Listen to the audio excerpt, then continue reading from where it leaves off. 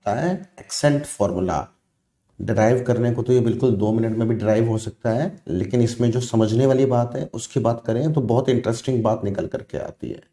Accent formula ये जुड़ा हुआ होता है फिनोमिनन कैपिलैरिटी से। कैपिलैरिटी का मतलब क्या होता है कि अगर आपके पास कोई लिक्विड है आपके पास, अगर उसके अंदर आप एक पतली ट्यूब डाल देंगे तो जो ट्यूब के अंदर जो लिक्विड का लेवल होगा वो कुछ राइज हो जाएगा। हो सकता है राइज हो जाए, हो सकता है वो कम भी हो जाए। दोनों केसेस पॉसिबल हैं। जैसे आपके पास लिक्विड था तो आपने अगर कोई पतली ट्यूब डाल दी तो ये भी पॉसिबल है कि लिक्विड का लेवल ट्यूब के अंदर कम हो जाए जो बाकी जगह लेवल है। ये कहाँ होता है? ये होता है मरकरी जैसे सब्सटेंस में, और ये होता है वाटर वाले केस में, वाटर टाइप केस में। तो ये होती है कैपिलैरिटी कि अगर कोई बहुत फाइन बोर की ट्यूब, फाइन फाइन बोर मतलब इसका जो रेडियस है ये बहुत बहुत बहुत कम होता है इसकी लेंथ से। रेडियस या फिर एरिया बोल दो, जो बहुत पतली होती है, ये फाइन की रिफिल है उससे पतली होती है। तो अगर आप उसको डाल दोगे किसी लिक्विड में तो जो लिक्विड की हाइट है वो इसके अंदर कुछ एक्स्ट्रा आ जाएगी, कुछ ऊपर उठ जाएगा। बाकी कंटेनर में तो लिक्विड की हाइट यहाँ तक है, पर इसके अंदर ऊपर उठ जाएगी। तो मान लो ये हाइट ऊपर उठी, ये हुई h, तो हमको ये निकालना होता है कि ये हाइट कितनी आएगी। एंड में जब आप सॉल्व करोगे तो आपका आंसर आएगा h का 2t cos theta upon r रो जी। प्रूव करने के बाद यहाँ पे ये तो होती है सरफेस टेंशन, ये cos थीटा, यहाँ पे ये थीटा होता है एंगल ऑफ कांटेक्ट, इसके बारे में बात कर लूंगा। आर तो समझ रहे हो रेडियस है इस ट्यूब का, रो लिक्विड की डेंसिटी है जिसको भी आप यूज कर रहे हो, और जी एक्सेलरेशन ड्यू टू ग्रेविटी। तो ये हाइट का फॉर्मूला निकल गया। तो ये कैसे आता है फॉर्मूला, यही हमको निकालना है। तो इसका प्रूफ कैसे होगा, समझने वाला प्रूफ है इसका, बहुत इंटरेस्टिंग प्रूफ है इसका। तो अभी बात करते हैं उसके प्रूफ के बारे में। तो हमने यहाँ पे जब कुछ भी नहीं डाला था, जब कंटेनर खाली था, तो हमने यहाँ पे 2 पॉइंट मान लिए ए और बी। दिखने में लग रहा है कि ए और बी इनके बीच में हाइट का डिफरेंस बहुत ज़्यादा है, लेकिन रियल में बिल्कुल भी नहीं है। ए और बी के बीच में जो हाइट है एच वो 0 है। बस इतना है कि एक पॉइंट ए है, ये लिक्विड के सरफेस के अबव है और ये बिलो है, लेकिन इनके बीच का जो डिस्टेंस है ए बी, जो हाइट है वो 0 है। तो जो प्रेशर होगा वो दोनों का बराबर होगा, क्योंकि चेंज ऑफ प्रेशर का फॉर्मूला वही एच रो जी आता। तो एच 0 तो डेल्टा पी 0। और ए पॉइंट का प्रेशर क्या होगा, जो एटमॉस्फेयर का प्रेशर होता है उसको हम पी नॉट लिख लेते हैं इस तरह से। अब यहाँ पे हमको 2 फॉर्मूले पता होने चाहिए, वैसे तो एक पता होना चाहिए, बाकी 2 फॉर्मूले चाहे दोनों देख लो। यहाँ पे 2 चीजें होती हैं, एक होता है लिक्विड का बबल और एक होता है ड्रॉप।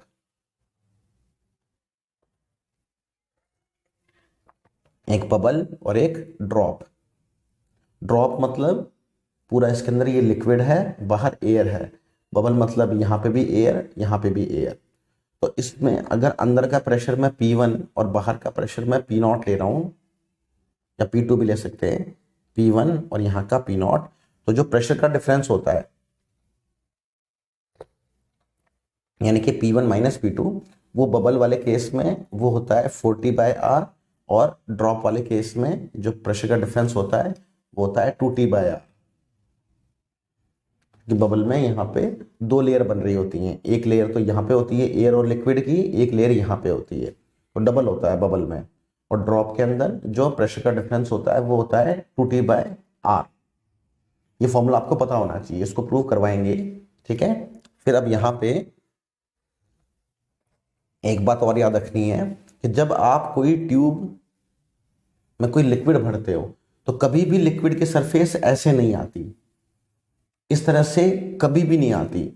ये मतलब ये केस कभी भी नहीं आता, कब, अगर ट्यूब पतली होती है तो। अगर कोई बहुत मोटी ट्यूब है तो ये हो जाएगा, अदरवाइज लेकिन कोई पतली ट्यूब है तो कभी ऐसा नहीं होता। अगर वाटर की बात करूं तो वाटर के केस में क्या होता है, ये हमेशा यू बनती है सरफेस। इस चीज को बोलते भी हैं, इसका नाम होता है मिनिस्कस। जो ये चीज बनती है इसको बोलते हैं मिनिस्कस। तो जब टाइट्रेशन आप केमिस्ट्री में करते हो तो उसमें आपको लिक्विड की हाइट नापनी होती है। तो हम इस वाली हाइट को बोलते हैं लोअर मिनिस्कस, इसको बोलते हैं हाइयर मिनिस्कस। तो आपको बोलते भी है कई बार कि ये वाली हाइट ले लो, लोअर मिनिस्कस। ऐसा और ऐसा होता क्यों है? क्योंकि जो बाहर वाला प्रेशर है वो ज्यादा है एयर का, तो वो इसको दबा रहा है और लिक्विड ऐसे दब रहा है। कुछ लिक्विड होते हैं जिनमें उल्टा होता है, जिनमें अगर जैसे मरकरी था जिसमें बता रहा था मैं कि वो अंदर रह जाती है। जैसे ये वाला जो केस था, ये वाला केस जिसमें कि जो लिक्विड का लेवल होता है वो सॉलिड के लेवल मतलब जो बाकी लेवल है उससे कम हो जाता है। तो इस तरह के केस में जो मिनिस्कस बनती है वो ऐसे बनती है, इस तरह से बाहर की तरफ निकली होती है। मतलब यहाँ पे अंदर वाला प्रेशर ज्यादा होता है, ठीक है। इस केस में अंदर वाला प्रेशर पी आई और ये बाहर वाला प्रेशर पी नॉट। तो इस वाले केस में तो अंदर वाला प्रेशर ज्यादा होता है बाहर वाले प्रेशर से। लेकिन जो वाटर वाला केस होता है, ये वाला केस जैसे है, तो यहाँ पे अंदर का प्रेशर पी आई, बाहर का प्रेशर अगर पी नॉट है तो यहाँ पे पी नॉट ज्यादा होता है पी आई से। तो हमेशा मेनिस्कस के फॉर्म में ये चीज फॉर्म होती है। तो पहले हमारे पास उस कंटेनर में कुछ भी नहीं था, फिर हमने इसमें ये ट्यूब डाल दी। जैसे हमने ट्यूब डाली, यहाँ पे जो पॉइंट है वो एक मेनिस्कस के फॉर्म में हो जाएगा इस तरह से। अब इसको अब हम थोड़ा सा जूम करके देख। तो अभी हमने बात करी थी मेनिस्कस की। जैसे मान लो कोई ट्यूब है, उसमें कोई लिक्विड है इस तरह से। अब यहाँ पे जाहिर सी बात है, जो बाहर वाला प्रेशर है उसको मैं P0 लिख रहा हूँ और जो अंदर वाला प्रेशर है उसको PI लिख रहा हूँ। अब यहाँ पे मुझे दोनों का डिफरेंस चाहिए। तो एक बात तो यहाँ पे ये क्लियर हो जाएगी कि जो बाहर वाला प्रेशर है वो ज़्यादा है, तभी तो उसने लिक्विड को अंदर की तरफ दबाया हुआ है। तो जो वैल्यू आएगी वो आएगी P0 माइनस PI। अब ये वैल्यू किसके बराबर होगी? तो ये जो सिस्टम है ये रिप्रेजेंट कर रहा है एक ड्रॉप को। ड्रॉप को रिप्रेजेंट क्यों कर रहा है? क्योंकि इसमें देखो ड्रॉप में क्या होता है, अगर ये एक ड्रॉप है तो ड्रॉप में क्या होता है, केवल एक लेयर होती है लिक्विड और एयर की, सिंगल लेयर।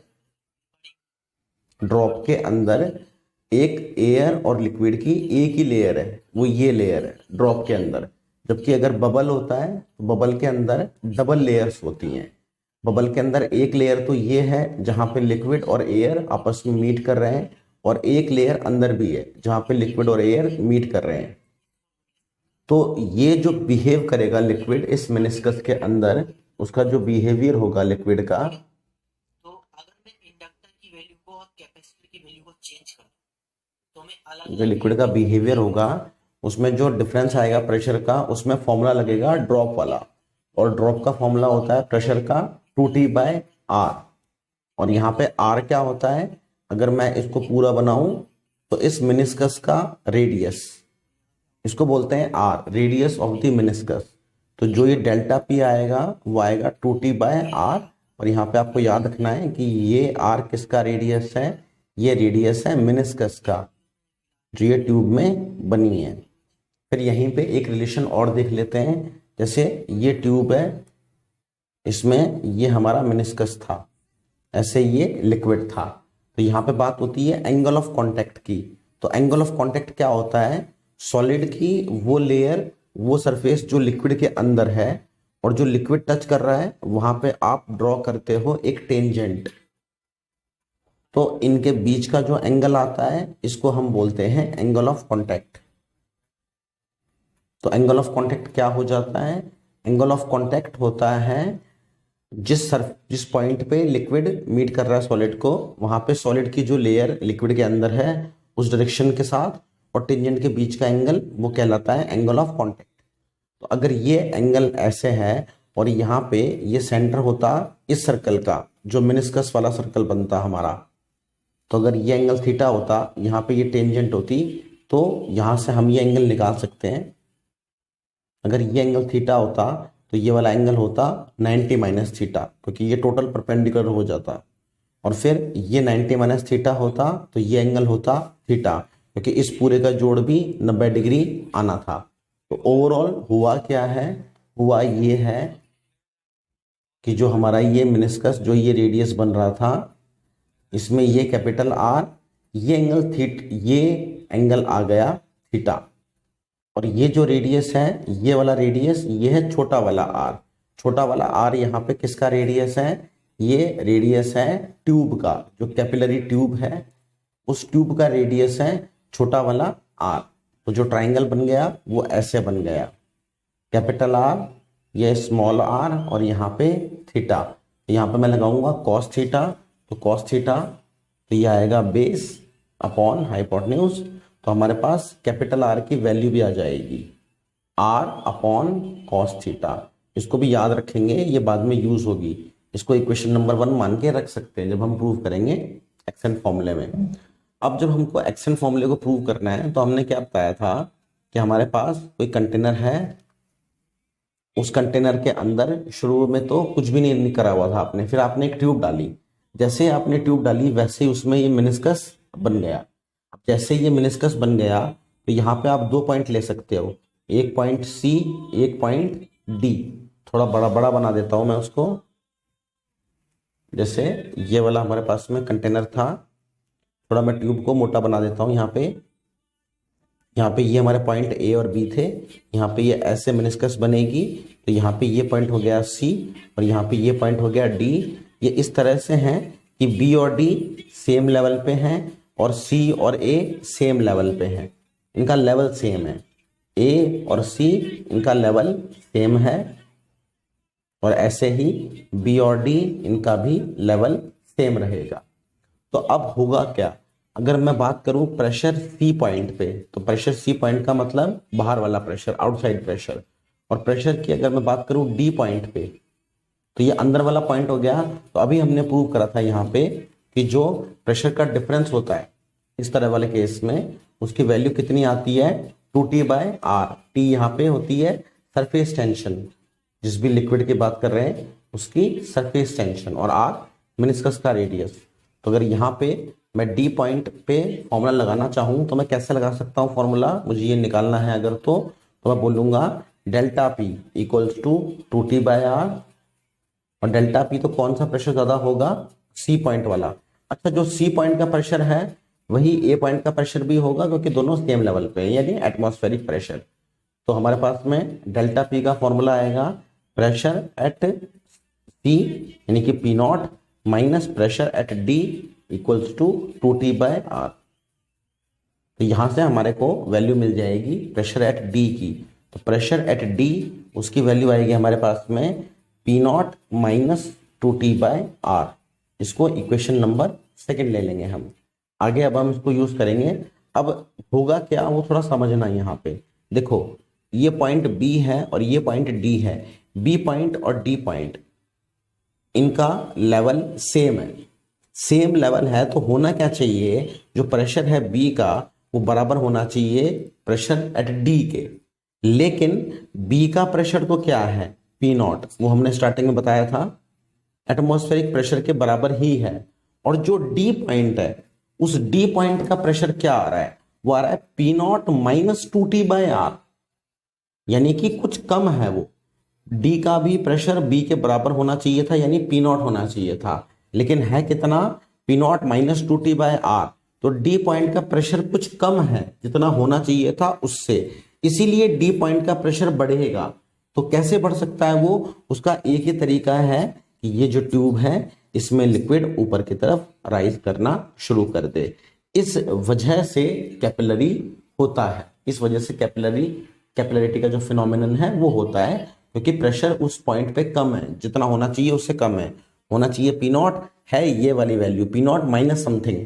तो वो बराबर करने के लिए एक ही तरीका है कि लिक्विड ऊपर उठने लग जाए, तब तक ऊपर उठता जाए, तब तक कि जब यहाँ पे डी पॉइंट के लेवल पे एक पॉइंट E ऐसा आ जाए कि जो पॉइंट E होगा उसका प्रेशर कितना हो जाए? वो B पॉइंट यानी कि एटमॉस्फेरिक प्रेशर के बराबर हो जाए, तब तक ये उठेगा। तो हमने मान लिया कि ये उठा, तो ये उठा H हाइट तक। अब हमको ये H हाइट यहाँ पे निकालनी है। उसमें कोई लिक्विड रखा हुआ था, तो वहां पे हमने 2 पॉइंट लिए थे A और B। A पॉइंट का प्रेशर वो बराबर होता एटमॉस्फेरिक प्रेशर के, और B पॉइंट का प्रेशर भी A पॉइंट के बराबर, क्योंकि दोनों के बीच में हाइट का डिफरेंस 0 था।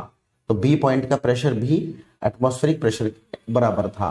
फिर हमने इसमें एक ट्यूब डाल दी, जैसे ट्यूब डाली वैसे ये जो लेयर होगी ये मिनिस्कस के फॉर्म में हो गई, मतलब इस तरह से सेमी सर्कुलर फॉर्म में आ गई। सेमी सर्कुलर फॉर्म में आ गई तो जो बिहेवियर था वो ड्रॉप का बिहेवियर हो गया, क्योंकि एक सरफेस लिक्विड की और एक एयर की, सिंगल सरफेस तो ड्रॉप में होती है।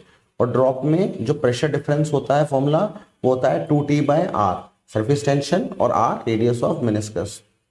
फिर हमने यहाँ पे बोला कि जो प्रेशर बाहर का है वो ज्यादा होगा एज कंपेयर टू अंदर वाला प्रेशर, क्योंकि तभी तो ये अंदर की तरफ दबी हुई है, तो डेल्टा P 2T/R आ गया। फिर यहाँ पे हमने जब ये मिनिस्कस को देखा तो एंगल ऑफ कांटेक्ट को डिफाइन करा, तो वो होता है लिक्विड के अंदर वाली लेयर और यहाँ पे लिक्विड के सरफेस के साथ टेंजेंट, तो ये वाला एंगल थीटा, ये एंगल ऑफ कांटेक्ट हो गया। ये एंगल थीटा, तो ये एंगल कितना होगा, ये टोटल एंगल 90 होना चाहिए था, तो ये थीटा, तो ये 90 माइनस थीटा।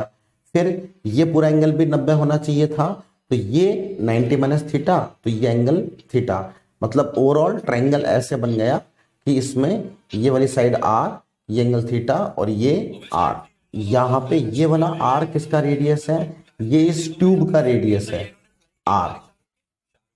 तो इनके बीच में रिलेशन हम निकाल सकते हैं, तो cos थीटा से cos थीटा को लगाया बेस बटे में हाइपोटेन्यूज, कैपिटल R की वैल्यू आ गई R अपॉन cos थीटा, इसका हम यूज करेंगे।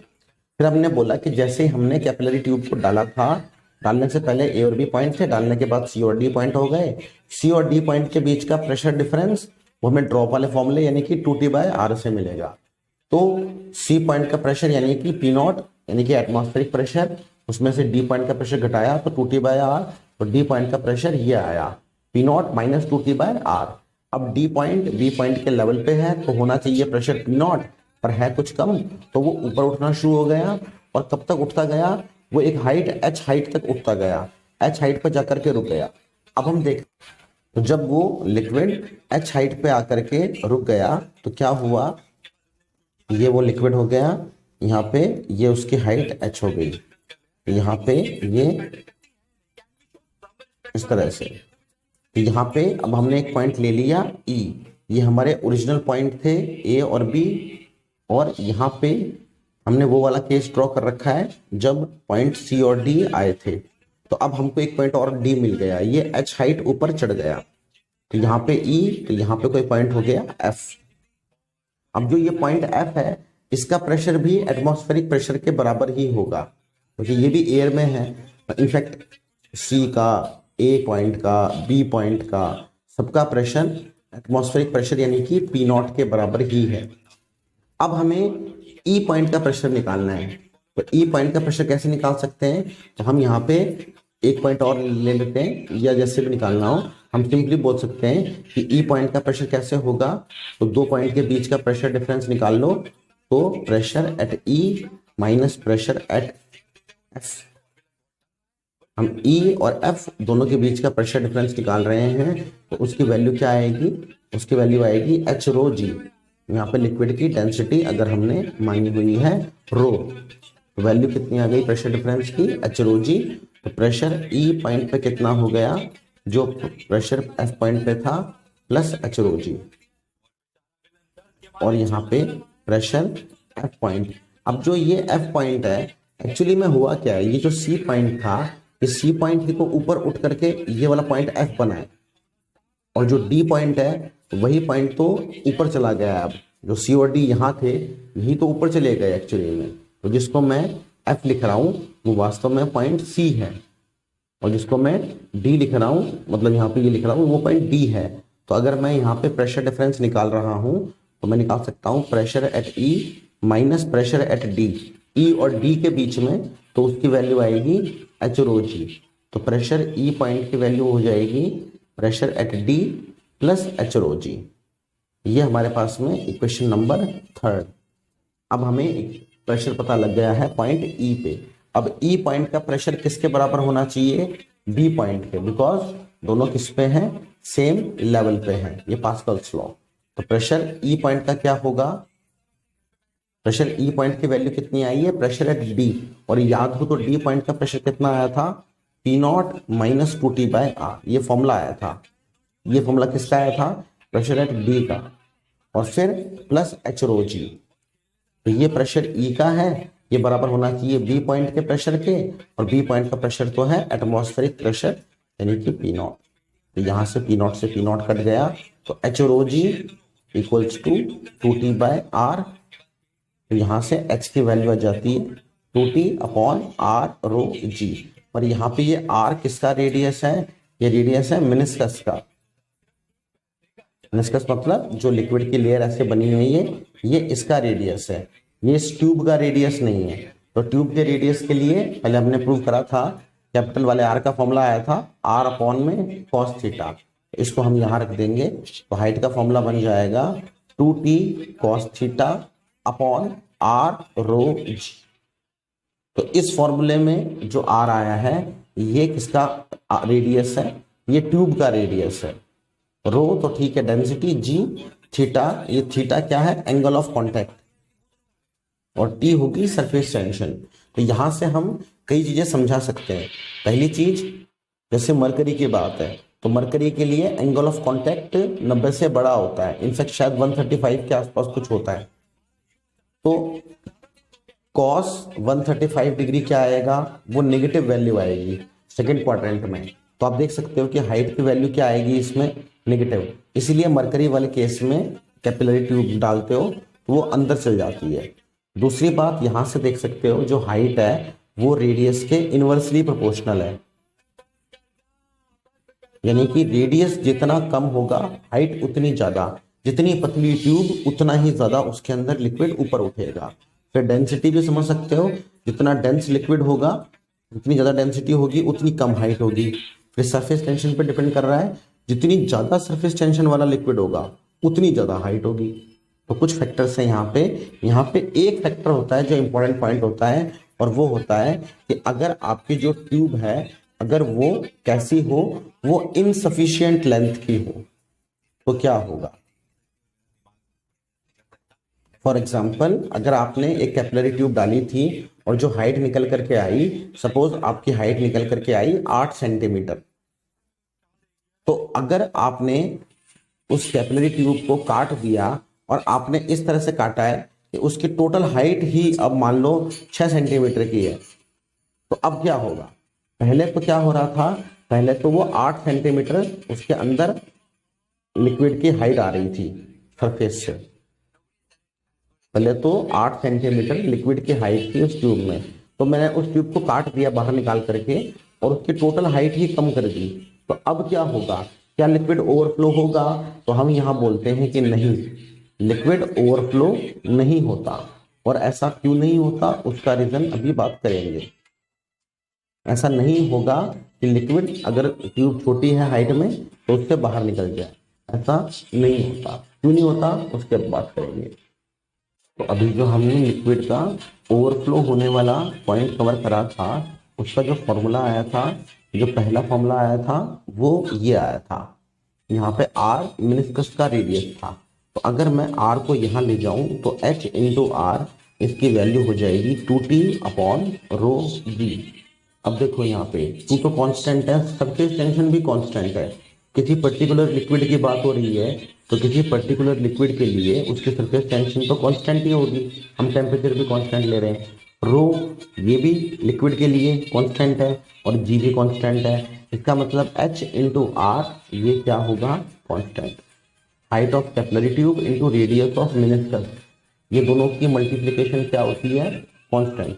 तो अगर आपने हाइट को कम कर दिया तो क्या हो जाएगा, तो रेडियस बढ़ जाएगा। दो चीजों की मल्टीप्लिकेशन अगर कांस्टेंट है, सपोज x इंटू वाई है 20, तो अगर x 2 है तो y होगा 10। अगर x को आपने बढ़ा के 4 कर दिया तो y कम हो जाएगा और y हो जाएगा 5। तो अगर दो चीजों की मल्टीप्लाई कांस्टेंट होती है, एक कम होता है तो दूसरा बढ़ता है और वाइस वर्सा। तो अगर हाइट कम कर दी तो r बढ़ जाएगा। तो इसलिए अगर आपने कैपिलरी ट्यूब की हाइट कम कर दी तो क्या होगा, पहले मान लो कोई ट्यूब थी उसमें लिक्विड की हाइट आती थी 8 सेंटीमीटर तक की, पर अब की बार आपने ट्यूब ही ऐसी डाली है कि उसकी हाइट कम है, मान लो उसकी हाइट कितनी है 4 सेंटीमीटर की है, तो वो कुछ ऐसे हो जाएगा कि ये जो आर है यहाँ पे जब आर बनता ये वाला आर अलग होता R1 और ये वाला R अलग होगा, R2। इनफैक्ट क्या होगा, रेडियस ऑफ कर्वेचर बढ़ने का मतलब क्या होता है, अगर पहले वो U था तो रेडियस ऑफ कर्वेचर बढ़ने का मतलब है कि अब वो कुछ यूं हो जाएगा ताकि बड़ा सर्कल बने। और रेडियस ऑफ कर्वेचर अगर छोटा हो रहा है तो छोटे होने का मतलब क्या है कि वो यूं हो जाए ताकि बहुत छोटा सर्कल बने। तो अगर पहले जो मेनिस्कस था वो ऐसे बन रहा था, तो अगर आपने ट्यूब को छोटा कर दिया, अब की बार जो मेनिस्कस बनेगा वो कुछ यूं बनेगा ताकि जो रेडियस है वो बड़ा हो जाए। तो वहां से क्या देखा हमने कि आर मॉडिफाई हो जाता है, मेनिस्कस का रेडियस चेंज हो जाता है पर